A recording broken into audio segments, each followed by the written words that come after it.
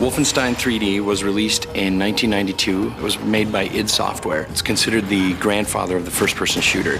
Basically, we're taking the origins of Wolfenstein and bringing it into the next gen. So things visually are way more over the top, but we're still dealing with Nazis, zombies, monsters, all that cool stuff that you saw in the original Wolfenstein.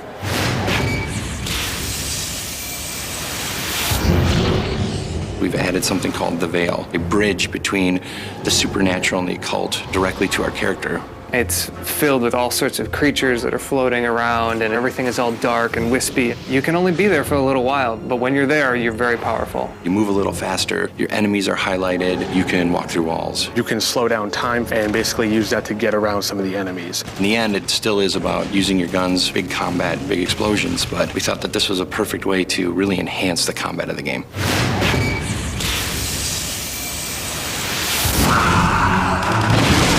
We looked at some of the weapons that were big hits in Wolf 3D and Return to Castle Wolfenstein. We took the flamethrower, put it in our game, and cranked it up another notch. We've also added some other more science fiction weapons that you don't normally see in a World War II game. So we have a particle cannon, for example. It can disintegrate enemies and have them scream. It's really one of the most fun weapons to ever play. We've been really conscious here at Raven, looking at the legacy and then trying to continue along those lines and develop the weapons, but to keep that heart and soul that is Wolfenstein.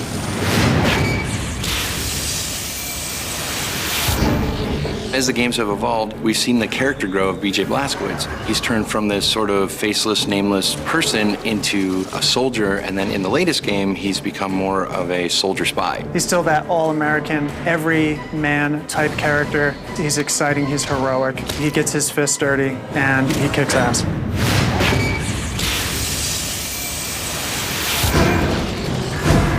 This time around, with the Veil, we've been able to introduce a whole brand new type of creatures that only live in this place. The Despoiled is actually one of the human characters that gets changed over time by some unforeseen things that will be divulged later. Makes him a little more powerful and kind of mindless, which is a little scary. We put as much personality on the other characters as we can, and we let BJ just be whoever the player is that's actually driving the game.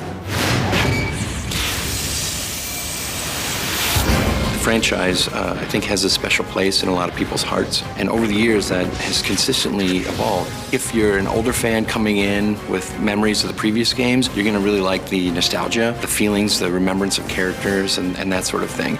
I think as a newer fan, you're going to get introduced to fast action, big combat, really powerful weapons, interesting characters, and things like that. The previous game was 5-6 years ago now. Technology has come a long ways, and we've been able to do things that you could never have done before. There was a lot of expectations for us to continue this license with the power that it deserves and the love that it deserves. So having the opportunity to work on it has just been really awesome.